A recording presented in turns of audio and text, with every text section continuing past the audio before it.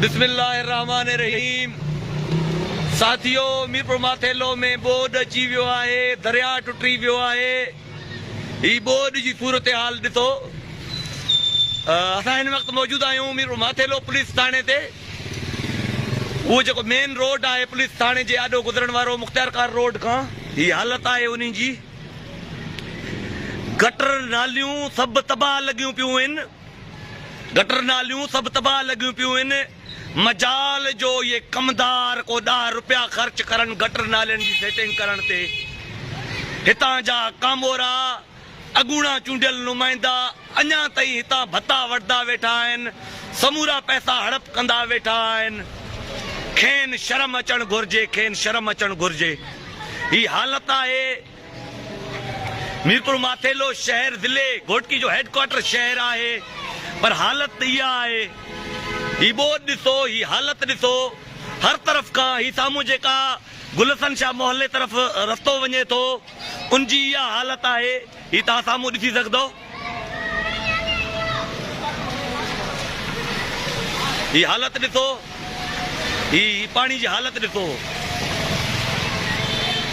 ही साम्हूं तव्हां ॾिसी सघो था।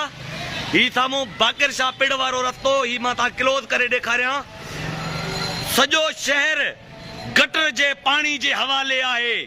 असांजा चूंडियल नुमाइंदा, करप्ट चूंडियल नुमाइंदा पंहिंजा घर मिल्कियतूं ऐं जाइदाद ठाहिण में रुधल आहिनि। मजाल जो हिते ड्रेनेज सिस्टम ते को 1000, 10,000, को 1 लख रुपयो ख़र्च करे सघनि। शर्म त असांखे अचणु घुर्जे जो अहिड़नि कुदनि ऐं करप्टनि खे वोट ॾेई आला ऐवाननि ताईं पहुचायूं था। शर्म त पहिरियां असांखे अचणु घुर्जे।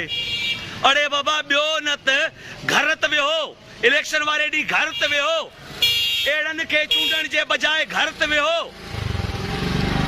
अफ़सोस असीं मुर्दा क़ौम आहियूं। अफ़सोस असीं मुर्दा क़ौम आहियूं।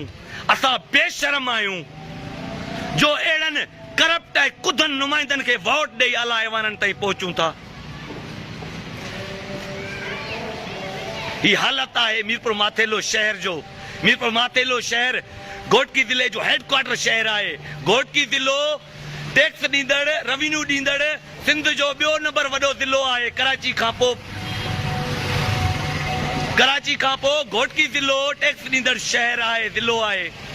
ही हालत आहे उन सां। न हिते चूंडियल नुमाइंदा हिन में ॿुॾी मरनि था, न असां अवाम हिन में ॿुॾी मरूं था। ॿई असां नक जा।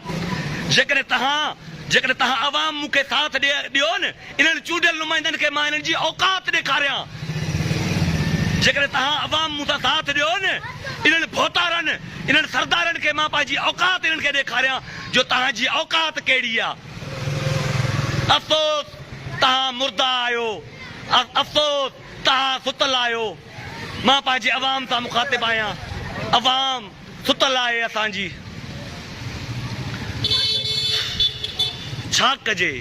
कंहिंखे कंहिं दर दां ॾिजे पंहिंजे अवाम जी कंहिं दर दां ॾिजे।